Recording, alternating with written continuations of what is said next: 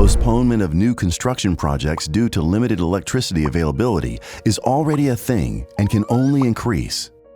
Public electrical grids are under pressure worldwide, including several in Europe, such as the Netherlands, Italy, Germany, France, and the UK, in addition to other major economies like Japan, Australia, and the US. This impacts the profitability of property developers, architects, engineering consultants, electrical contractors, and overall, all contributors to the real estate industry. With grids already swamped and an unfavorable current geopolitical situation, we need a solid plan to increase power flexibility. To solve this issue, a threefold step forward is needed.